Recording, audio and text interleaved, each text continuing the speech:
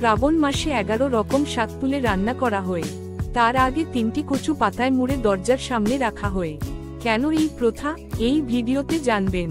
এই 11 শাকের স্বাস্থ্যগুণ, কেন কচু পাতায় মুড়ে রাখা হয়, 3টি গাঁটের পেছনে ব্রহ্মা, বিষ্ণু, মহেশ্বরের প্রতীকী ব্যাখ্যা ও বিজ্ঞান কি বলছে এই উৎসব নিয়ে।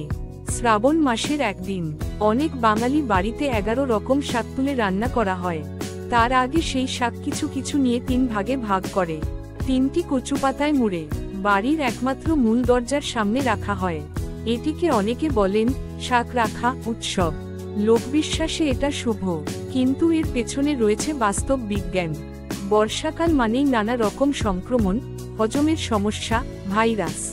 আর এই 11 রকম শাক, যেমন পাট শাক, সজনে, বর্মা, পুঁই, হিঞ্চে, নটে, কচু শাক, শুশুনি, থানকুনি, বেতো, কলমি, প্রত্যেকটি পুষ্টিবিদদের মতে ডিটক্স, অ্যান্টি ইনফ্ল্যামেটরি ও হজমে সহায়ক গুণে ভরপুর। নতুন পাতার এই শাকগুলোতে থাকে আঁশ, আয়রন, অ্যান্টিঅক্সিডেন্ট ও ফাইটোকেমিক্যাল, যা শরীরের রোগ প্রতিরোধ ক্ষমতা বাড়ায়। কচু পাতা কেন ব্যবহার হয়? কারণ কচু পাতা জল ও আর্দ্রতা প্রতিরোধ করতে পারে।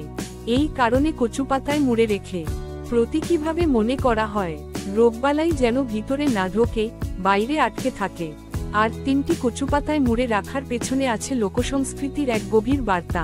এই 3টি শাকের গাঁট যেন 3 শক্তির প্রতীক: ব্রহ্মা সৃষ্টি, বিষ্ণু রক্ষা ও মহেশ্বর সংহার। একসাথে মিলে যেন ঘরের সম্পূর্ণ সুরক্ষার প্রতীক হয়ে ওঠে। আজকের খাদ্যবিজ্ঞানীরাও বলছেন ঋতুভিত্তিক দেশজ শাক নিয়মিত খাওয়ার অভ্যাস শরীরের ইমিউন সিস্টেমকে স্বাভাবিক রাখে, বিশেষ করে বর্ষাকালের সময়ে। করণীয়: শ্রাবণ মাসে অন্তত একদিন সকালে 11 রকম দেশি শাক তুলে 3 ভাগে কচু পাতায় মুড়ে বাড়ির দরজার সামনে রেখে দিন। প্রকৃতিকে শ্রদ্ধা জানিয়ে তারপর সেই শাক রান্না করে সপরিবারে খান দুপুরে। এটাই শাক রাখা উৎসব।